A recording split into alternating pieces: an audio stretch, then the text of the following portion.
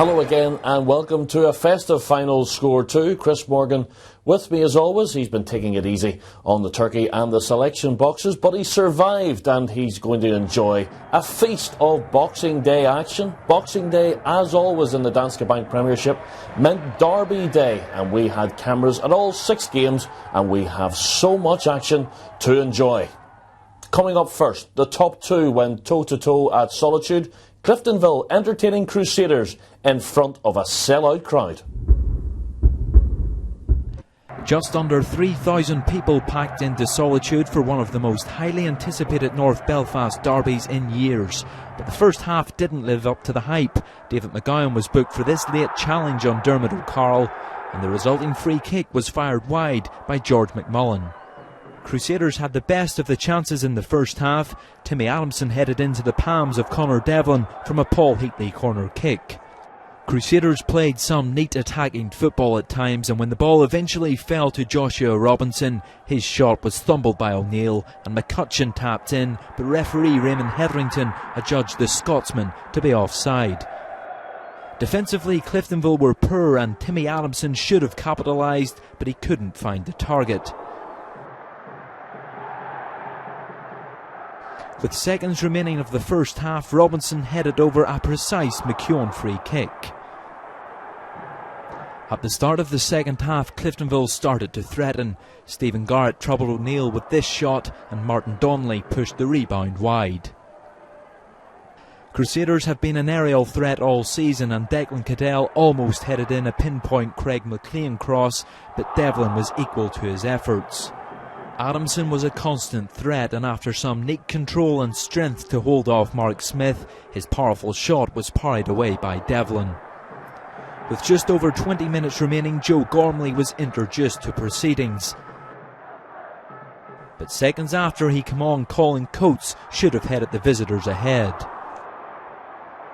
Crusaders continued to press and Declan Cadell was denied by a fantastic blocking tackle from Cliftonville captain George McMullen. As full-time was fast approaching, substitute Gormley was more involved, but was just a yard off the pace to trouble O'Neill. But his persistence paid off as he firstly superbly controlled a Ryan Catney ball, which led to Barry Johnson playing him through, which he exceptionally finished to secure all 3 points in the North Belfast derby. Today means nothing unless we back it up with a result at Dungannon and we'll go to Windsor Park and get something as well. So, people will say it's our title to lose and, we're going to win the league and all that. I think there's 17 games left. There's 51 points to play for. All of a sudden 9 points doesn't seem that great. So, we'll enjoy the win today, but there's a long way to go and, we'll just try to pick up as many points as we can. So, title talk at this stage is a bit premature, but, we'll hope to be there come the end of the season. Well, I think we would probably need to win today just to try and get ourselves back into it. It gives them a 9-point advantage with a game in hand. They're strong side 1-11, but as are we. And there's still a long way to go in this league, a lot of points to fight for, and we'll be out fighting for every single point. I don't really get too anxious about tables, or you win nothing in January, and we'll just keep going and keep our heads down, keep working hard. It'll be tougher games ahead of us, and Ballinahar will be a very tough game for us Saturday. And then with another tough game against Portadown, who are playing very well, a good side. Glenavon re-emerging, great side. Tough games all around this league, so it's just early days in this season. We're going to have to just keep our heads down and keep fighting and keep doing our very best. If the players give me their best, I'll only ever be happy. And they've given their best today, and I'm happy with how they played. Stephen Baxter quite right there to say that plenty of points still to play for, but that result means that his team now 9 points behind Cliftonville, who have a game in hand. Massive win for the Reds. It definitely was, and it was one of those games that Cliftonville probably looked at it and a draw they would have been happy with. I'd say probably both teams would have taken a point beforehand, but a huge win for Cliftonville. They're 9 clear, a game in hand, and it's certainly now looking that they're the clear favourites. If Crusaders had been able to peg them back, there would a few doubts would have started to appear, but Cliftonville, while it's not playing overly well, do enough, get the win, and 9 clear, a game in hand. They're looking really good. Let's talk about the man they call Goals Gormley. Joe Gormley here, we see him coming off the bench. There he is, about to come on, and what an introduction. Scores the only goal of the game. And, apparently he's playing with an injury. Tommy Breslin told us on the radio afterwards. Maybe that's why he didn't start the match. but he comes on and he makes the impact. Big question was he onside, was he offside?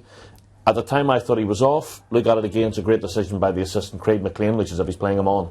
He definitely looks like he's onside. When the ball's played forward, it looks like Craig McLean's maybe a yard, 2 yards deeper than the rest of his back four.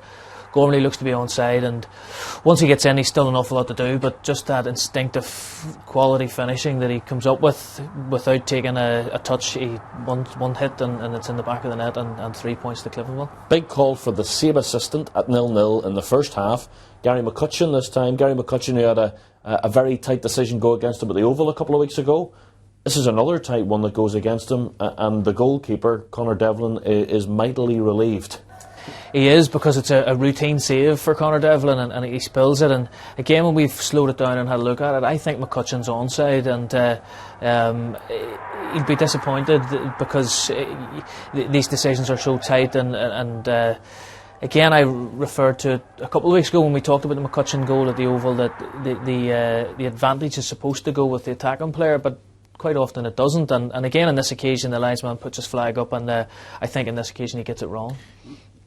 Stephen Baxter saying about how pleased he was with the effort and the performance of his players, and you can see it. The only thing that was missing was the finishing. They missed Jordan Owens, who wasn't in the team, he was suspended, and Timmy Adamson had he'd one really good chance, another chance he hit straight at the goalkeeper, and Colin Coates with a header that you would back him to score most days of the week. Well, certainly the Adamson chance in the first half, he shoots wide.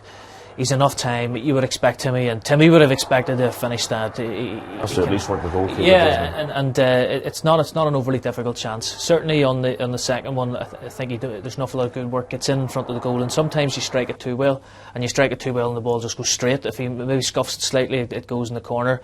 Coates' header, it's a reasonable chance. I feel that he can't get above the ball to keep it down, and it goes over the bar. But on chances, Crusaders looked as if they could have taken something from the game, and the difference being that when Gormley got his chance, he hit the back of the net. Crusaders, when the chances came, they didn't. So that's obviously the major difference in the outcome. OK, Chris, thanks for that. Big win for Cliftonville. Next, we're off to Windsor Park for a meeting of the big two. We've seen how the top two got on, and strangely enough, Glentoran were going to Windsor Park looking for their first ever victory in a festive derby. The meeting between Linfield and Glentoran may have been slightly overshadowed by the top two clash involving Cliftonville and Crusaders, but there was the normal delivery of goals and drama in the December-weathered Windsor Park, the home fans hoping a Linfield win could kick-start the champion season. And they were denied an early penalty. The Linfield players calling for handball, the referee Davy Malcolm saying it was nothing more than a corner.